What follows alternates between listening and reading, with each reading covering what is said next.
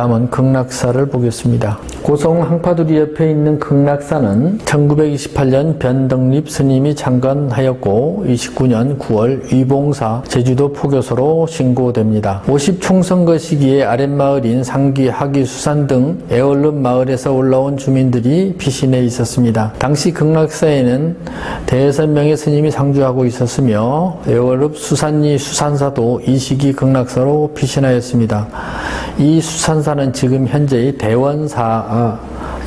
이에 토벌대는 극락사 건물을 모두 불태웠고 57년부터 재건하여 상길이 현재의 사찰을 짓고 극락사의 맥을 잇고 있습니다. 신홍현 스님이 활동했던 외골절에 대해서 알아보겠습니다. 외골절은 1948년 11월 초 소개령이 내려진 후 11월 중순경 법당 내외부 뒤에 은신해 있던 부처님 뒤에 은신해 있던 무장대 수십 명이 토벌대에게 발각됩니다.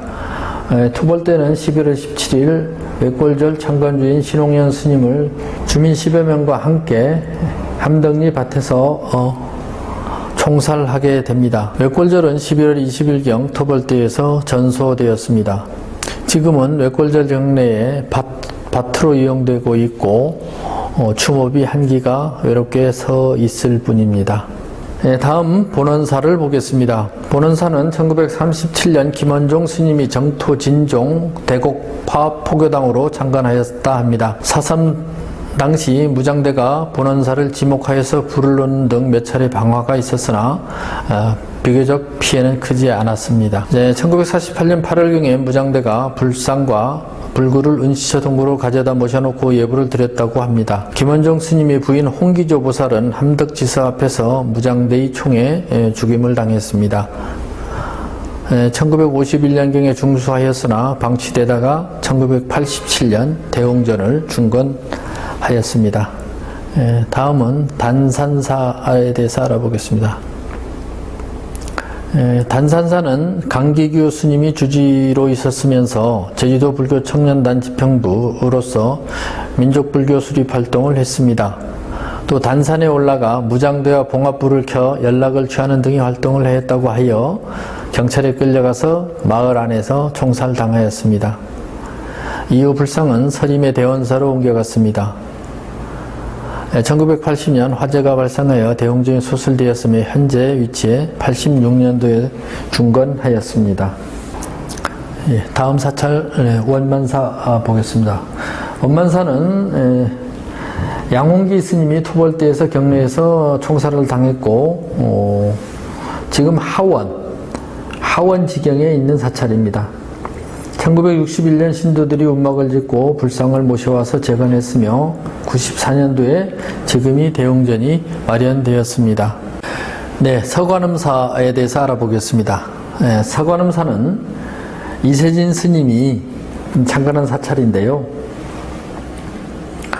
이세진 스님이 입산하여서 무장대로 활동을 하였죠. 그래서 1949년 2월 12일 관음사가 불을 타고 무장대가 관음사 전투에서 패하면서 이세진 스님은 귀순하여서 주정공장에 감금되게 됩니다. 1949년 여름 다시 잡혀가서 산지 앞바다에서 수장되었으며 서관음사는 건물과 함께 불성과 불화, 불기 등 일체가 소실되어 현존하는 것이었고 지금은 폐사되어 있습니다. 흥룡사입니다.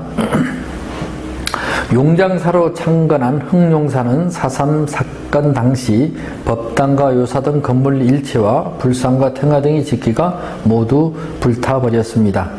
1949년 1월 3일 토벌대에서 백인수 주지스님은 마을 주민 80여 명과 함께 끌려가서 지금의 도평국민학교 자리에서 기관총회에서 모두 총살당했다 합니다. 이 시신들은 방치되다가 3개월 후에야 수습이 되었는데요. 그 당시 용장사는 1952년 김남수 스님이 초가법당으로 재건하여 현재 흥룡사로 개명하여 오늘에 이르고 있습니다.